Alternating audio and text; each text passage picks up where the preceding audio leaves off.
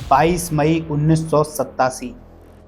वो रात जब मेरठ में 38 लोगों की लाशें तैरती हुई पाई गईं। जान गंवाने वाले थे हाशिमपुरा के मुस्लिम नौजवान, जो कि राम मंदिर और बाबरी मस्जिद विवाद से उपजे हिंदू मुस्लिम मतभेदों का शिकार हो गए। इस नरसंहार का आरोप लगा पीएसी के कुछ जवानों पर। यह नरसंहार इतना दिल दहला देने वाला था कि इसे सिर्फ उत्तर प्रदेश ही नहीं बल्कि स्वतंत्र भारत का सबसे बड़ा कस्टोडियल मर्डर कहा गया। इसकी ऐसी छाप छूटी कि आज तक राज्य में कांग्रेस की वापसी नहीं हो सकी।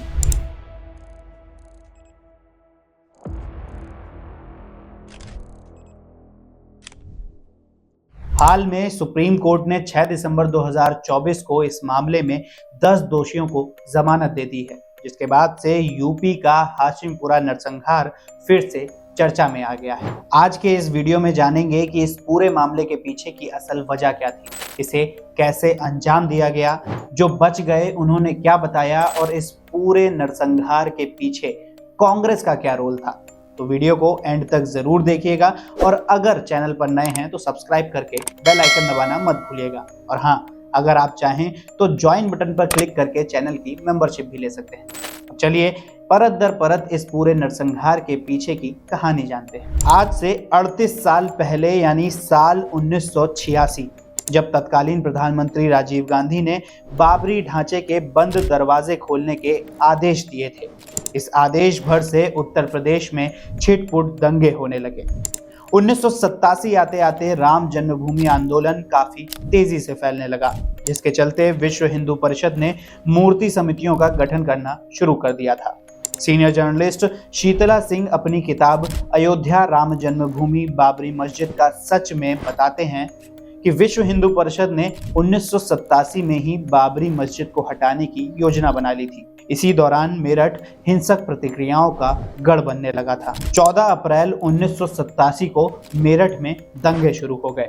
हिंदू मुस्लिम दोनों पक्षों के करीब 12 लोग मारे गए और फिर शुरू हुआ घरों और दुकानों को जलाने का दौर। इस दौरान मेरठ में सरकार थी कांग्रेस के वीर बहादुर सिंह की। मेरठ के हालातों पर काबू पाने के लिए सरकार ने वहां पर कर्फ्यू लगा दिया और सेना की टुकड़ियां तैनात कर दी और फिर शुरू हुआ असली नरसंहार। 22 मई 1987, जब पीएसी की 41वीं बटालियन के प्लाटून कमांडर सुरेंद्र पाल सिंह के आदेश पर कुछ जवानों ने हाशिमपुरा से मुस्लिम नौजवानों को एक ट्रक में भरा और कुछ दूर ले जाकर गोलियों से छलनी कर दिया। लेकिन 6 लोग किसी तरह इस अंधाधुंध फायरिंग के बावजूद बच गए। उनका कहना था कि पीएसी जवानों ने मोहल्ले के लोगों को, बच्चे, बूढ़े, नौजवान और महिला, सबको अलग अलग खड़ा किया और फिर 40 से 45 नौजवानों को ट्रक में भरकर दिल्ली के लिए रवाना हो गए। फिर करीब 40-50 किलोमीटर दूर हिंडन नदी पर ले जाकर गोलीबारी शुरू कर दी और लाशों को वहीं नदी में बहा दिया। ये मेरी कही कोई कहानी नहीं है, ये सब कुछ उस समय गाजियाबाद के पुलिस कप्तान रहे विभूति नारायण राय ने अपनी किताब हाशिमपुरा 22 मई में बताया है।